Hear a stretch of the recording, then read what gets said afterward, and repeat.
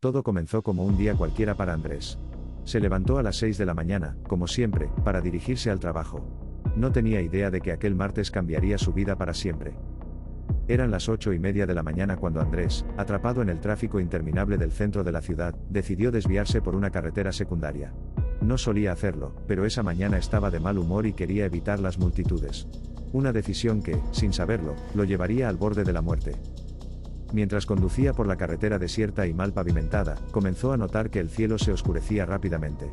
No eran nubes de lluvia comunes. Era una tormenta que se acercaba con una velocidad aterradora. El viento comenzó a azotar los árboles, y la lluvia, en cuestión de minutos, se volvió una cortina impenetrable. Andrés encendió las luces del coche, pero apenas podía ver a través del parabrisas.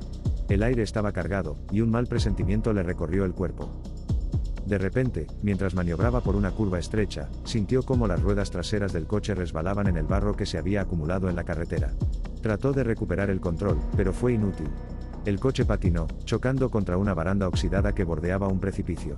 El impacto fue brutal, y antes de que pudiera procesarlo, el coche comenzó a inclinarse hacia el vacío. Andrés se congeló. Los segundos parecían alargarse infinitamente mientras veía cómo las ruedas delanteras quedaban suspendidas en el aire. Intentó abrir la puerta para saltar, pero estaba bloqueada por el barro. Desesperado, con el corazón latiendo a toda velocidad, se dio cuenta de que estaba a punto de caer. Nadie sabía dónde estaba. No había señal en su teléfono.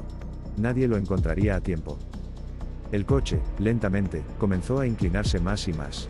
Andrés, en un último acto de desesperación, rompió el cristal de la ventana con el codo, cortándose en el proceso. Sintió cómo la gravedad lo arrastraba hacia abajo, y justo cuando el coche comenzó a precipitarse al abismo, saltó. El impacto contra el suelo fue brutal. Rodó por la ladera empinada, su cuerpo golpeando piedras y ramas, hasta que finalmente se detuvo al pie de un árbol. Apenas podía moverse. El dolor en su pierna era insoportable. Sabía que algo estaba roto, pero lo que más le aterrorizaba era el sonido que escuchó a continuación, el ruido sordo del coche estrellándose contra el fondo del barranco, explotando en una bola de fuego. Si no hubiera saltado, habría muerto en ese instante. Tumbado en el barro, herido y ensangrentado, miró hacia el cielo. La tormenta no se detenía. Los truenos retumbaban, y la lluvia seguía cayendo sin piedad. Pero Andrés seguía vivo. Aunque estaba solo, lejos de cualquier ayuda, sabía que había sobrevivido por un milagro. Pasaron horas.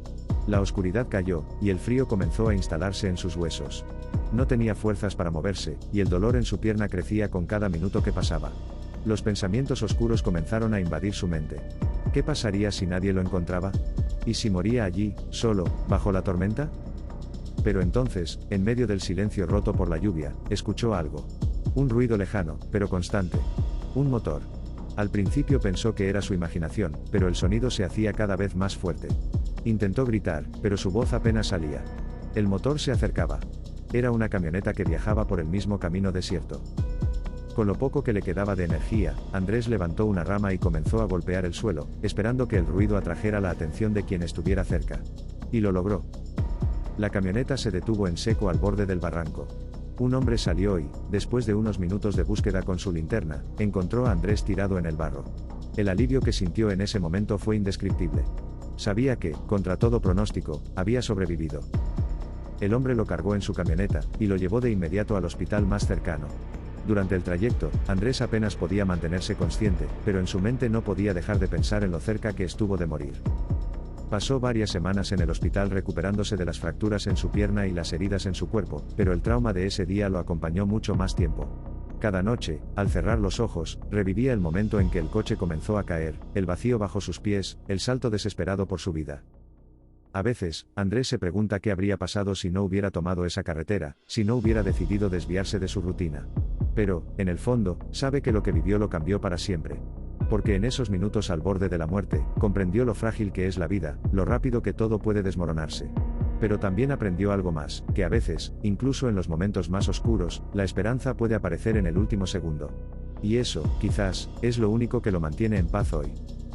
Cada vez que conduce por esa carretera, lo hace con una sensación extraña, una mezcla de miedo y gratitud. Porque Andrés sabe que ese día, por poco, lo perdió todo.